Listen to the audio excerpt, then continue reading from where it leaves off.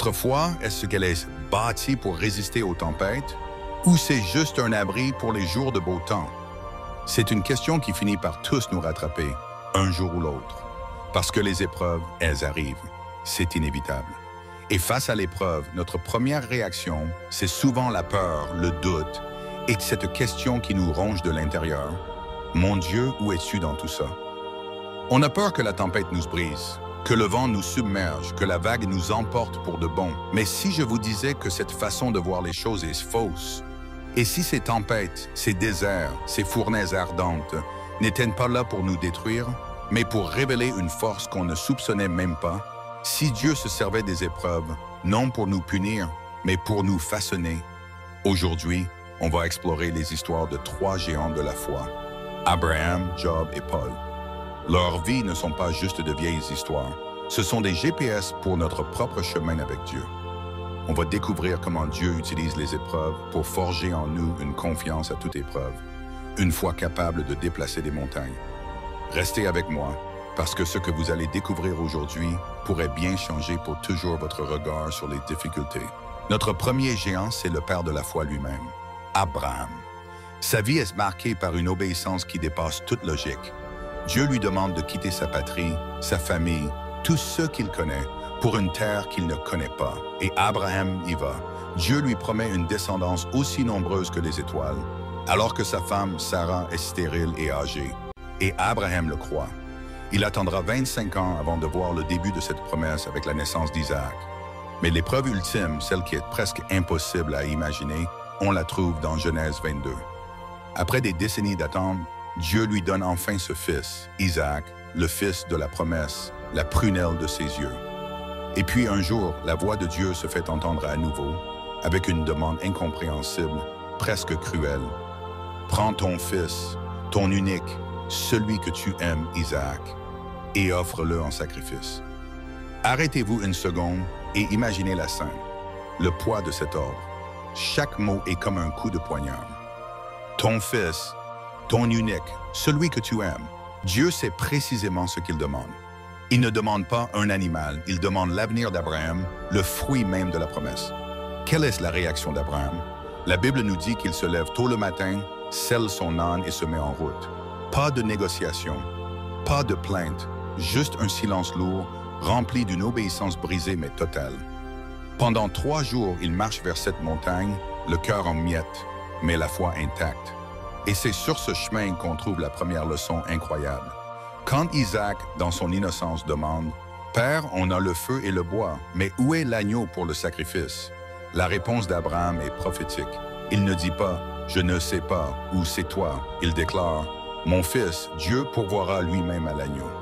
Cette phrase, c'est le cœur de la foi d'Abraham. Il ne savait pas comment Dieu allait faire. Il ne voyait aucune issue. Devant lui, il n'y avait que du bois, un couteau et son fils. Mais sa confiance n'était pas dans ce qu'il voyait. Elle était en qui il connaissait. Il savait que le Dieu qui fait la promesse est capable de l'accomplir, même au-delà de la mort. Et au dernier moment, alors que le couteau est levé, l'ange de l'Éternel l'arrête. Un bélier est coincé dans un buisson, prêt à prendre la place d'Isaac. Abraham appelle alors cet endroit Yahvé-Jireh, ce qui veut dire « l'Éternel pourvoira ». La leçon pour nous est immense. L'épreuve de l'obéissance teste souvent nos attachements. Qu'est-ce qui a la première place dans notre cœur? Les cadeaux ou celui qui les donne? La promesse ou celui qui promet? Abraham a prouvé que Dieu était son trésor suprême. L'épreuve que vous vivez vous donne-t-elle l'impression de devoir lâcher quelque chose que vous aimez plus que tout? Peut-être que Dieu ne veut pas vous le prendre, mais il veut savoir si vous êtes prêt à le lui confier. C'est dans ce lâcher-prise que se trouve la solution. Parce que c'est seulement quand on a les mains vides qu'on peut vraiment recevoir ce que Dieu a pour nous.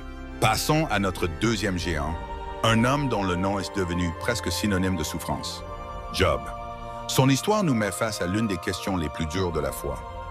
Pourquoi les gens bien souffrent-ils? Le livre de Job commence avec Satan qui accuse Job de servir Dieu uniquement parce qu'il est béni. Confiant dans son serviteur, Dieu autorise Satan à l'éprouver.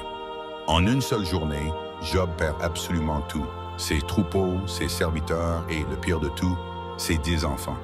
Ensuite, il perd même la santé, couvert de plaies de la tête aux pieds. Sa femme lui lance maudissent Dieu et meurent.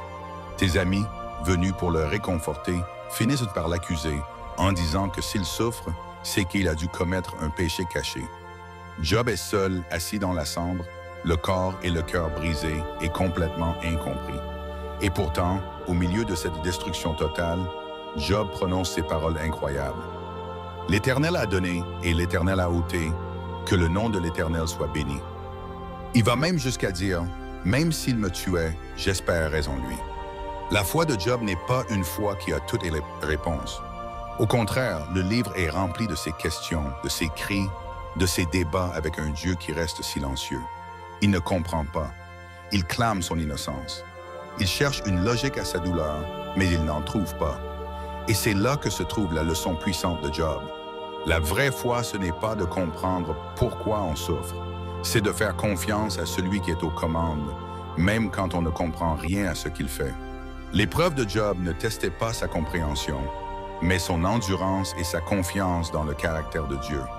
Pendant 37 chapitres, Job et ses amis essaient de mettre la souffrance dans une petite boîte bien logique. Mais à la fin, Dieu intervient. Et que fait-il?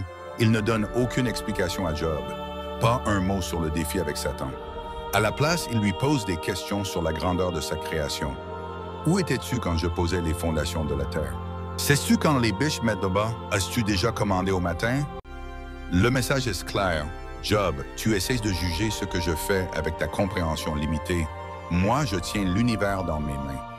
Face à cette grandeur infinie, Job ne peut que répondre.